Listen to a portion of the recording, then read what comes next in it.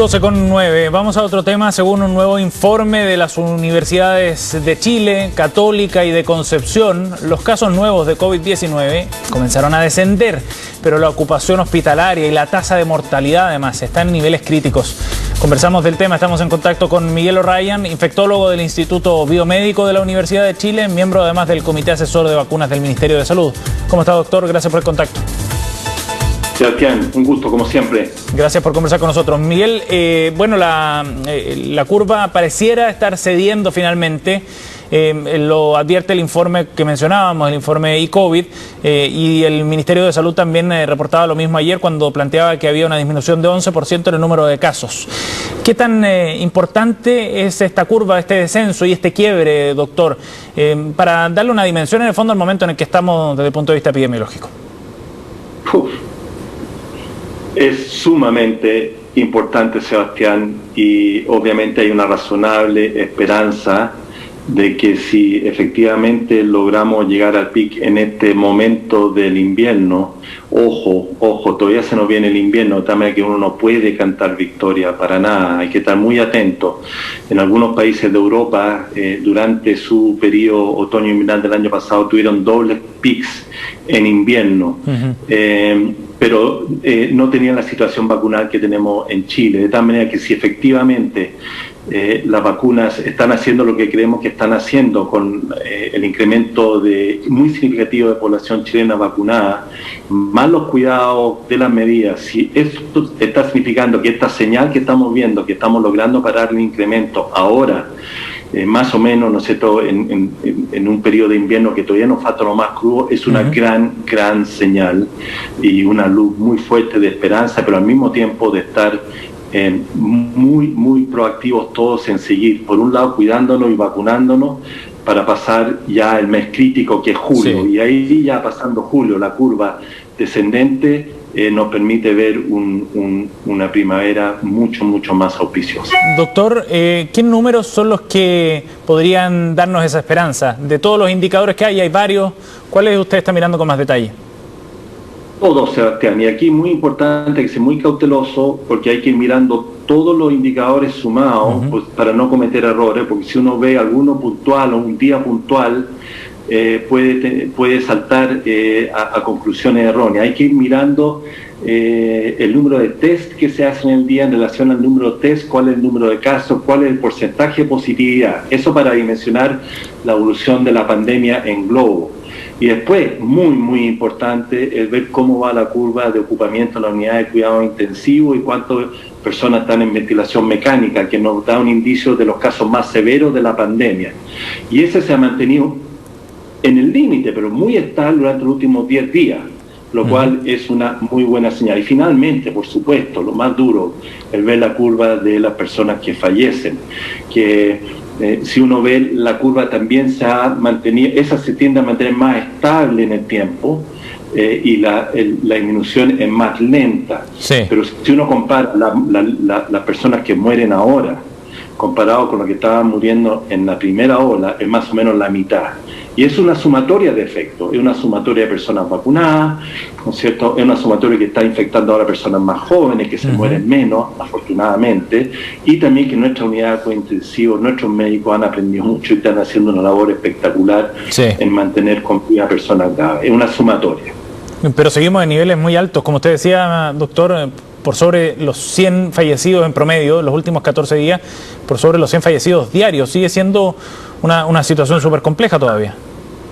Absolutamente. O sea, aquí una cosa es querer dimensionar la pandemia y mostrar cómo va y mostrar las señales positivas, pero otra cosa es de alguna manera cantar victoria y decir que estamos bien. Ahora, es muy importante decir, y aquí que la población reciba el mensaje que gracias a que se están vacunando es que estamos viendo esto.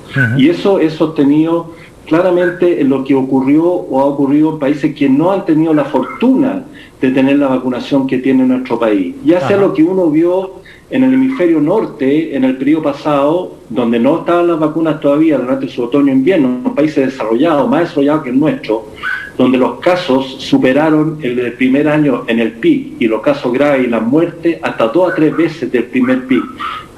Es lo que estamos viendo en países del vecindario, lamentablemente, que están luchando por tener vacunas también, pero donde el número de casos no está a la par. Chile está en 8.000, 9.000, haciendo mucho más testeo, comparado con 7.000 el año pasado. Pero si uno ve países como Argentina, ha superado en 2 a 3 veces lo que tuvo durante su primer pic, y la mortalidad también. Todo eso es efecto de la vacunación que tenemos en nuestro país junto con las medidas sanitarias, y eso hay que decirlo con todas sus letras. Doctor, desde el punto de vista regional, ¿hay algunas que están un poco más avanzadas también en este proceso? Estoy pensando en cómo va avanzando el proceso de vacunación, el efecto que tiene este llamado que usted hace también para ir avanzando en ese proceso, porque por ejemplo Magallanes pareciera estar mostrando mejores números. ¿Cómo ven esos casos a nivel regional?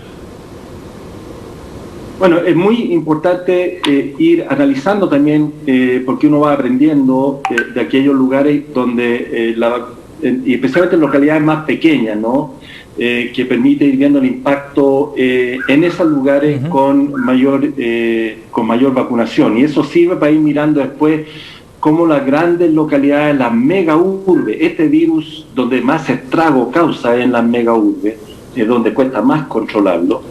Pero lo que ocurre en las regiones, y especialmente aquellas que van más avanzadas, y no cabe más que felicitar a los equipos de salud ahí, van dando señales de lo que puede ir pasando en el resto del país.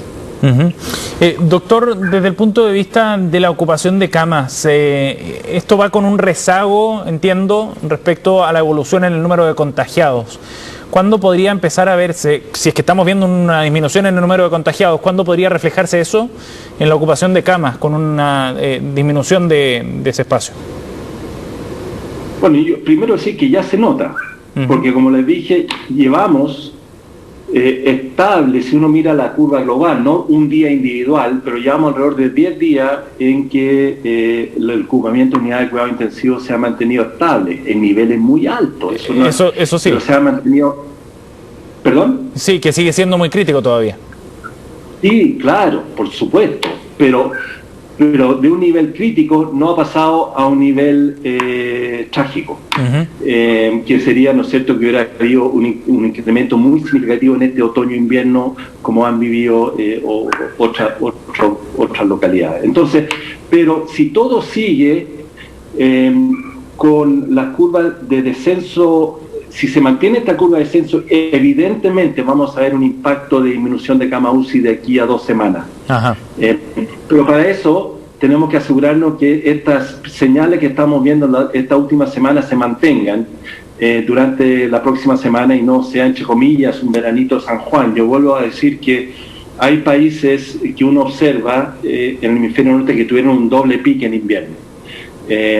Esperamos que Chile no ocurra eso por la vacunación y que lo que estamos viendo ahora sea el inicio de un plató que empiece a bajar, pero no se puede bajar la guardia ni un minuto hasta pasado julio, y aún después de pasado julio vamos a tener que seguir con mucho cuidado, pero ahí podemos esperar una caída hacia agosto-septiembre.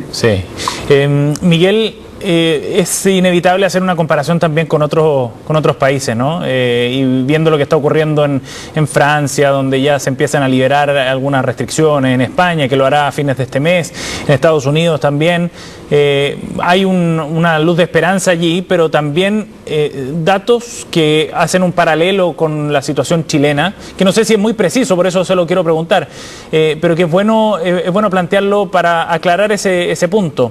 Tienen menos vacunados que nosotros y ya están avanzando en restricciones. Nosotros tenemos mucho más avanzado el camino del proceso de vacunación, pero estamos en un momento epidemiológico distinto. ¿Cómo interpretar esas comparaciones? ¿Son correctas o no? Porque creo que cuando uno está informando precisamente sobre esos países que van en un avance y que van en una etapa de liberación, genera presiones también acá en Chile para decir, oye, pero nosotros todavía seguimos en cuarentenados y tenemos muchos más vacunados. ¿Cuál es su mirada sobre ese tema, doctor? Yo creo que lo dijo muy bien Sebastián. Lo que uno, obviamente hacer una comparación directa es un error mayúsculo, pero al mismo tiempo uno, porque por las situaciones que usted dijo, básicamente la situación epidémica, el periodo estacional que está viviendo el hemisferio norte es muy diferente a la que está viviendo el hemisferio sur, y en estos virus que tienen un comportamiento estacional, eso es parte esencial de los números de casos que uno puede esperar. Ajá. Basta mirar la curva epidémica en nuestro país. Si después de julio o agosto del año pasado, sin ninguna vacuna, hubo una baja importante hacia septiembre-octubre. Obviamente, como un virus nuevo, no hay mucha población inmune, todavía hubo bastantes casos, pero disminuyó a menos a 1/3, sin vacuna. Entonces, lo que estamos viendo en el hemisferio norte luego del segundo año es la caída propia de verano, y si a eso sumamos vacunas, es que están avanzando a este tipo de liberalización, que hay que ser muy cauto, porque hasta no lograr altos porcentajes de cobertura vacunal es poquito jugar con fuego. Uh-huh. Ellos están apostando que seguramente van a lograr el incremento vacunal antes de la próxima alza esperada, que va a ser en el próximo otoño-invierno, que es como la meta. Ya cuando este virus empieza a subir naturalmente hacia el próximo otoño-invierno, tengan alto porcentaje de la población vacunada, de tal manera que ya se logre controlar, el virus va a seguir circulando, pero a un nivel de una epidemia baja, probablemente por un tiempo, y después eventualmente una endemia. Entonces, mirar a lo que está ocurriendo en el hemisferio norte con esperanza, pensar que cuando nos acerquemos a nuestro verano y con arriba de 80-90% de la población vacunada, a lo mejor vamos a poder también empezar a adoptar ese tipo de acciones, vamos a poder abrir nuestros colegios antes. Yo creo que ya se está hablando de abrir nuestros colegios ahora, la universidad para el segundo semestre. Todo eso uno lo ve como un escenario claramente factible en un país como el nuestro, que buena parte de su población va a estar vacunada durante los próximos 2 meses. Así que miremos eso, pero con cautela, no lo podemos hacer ahora. Sí, sí, claro. Doctor O'Ryan, gracias por conversar con nosotros. Como siempre, un gusto, muy amable. Un gusto, muchas gracias, Sebastián.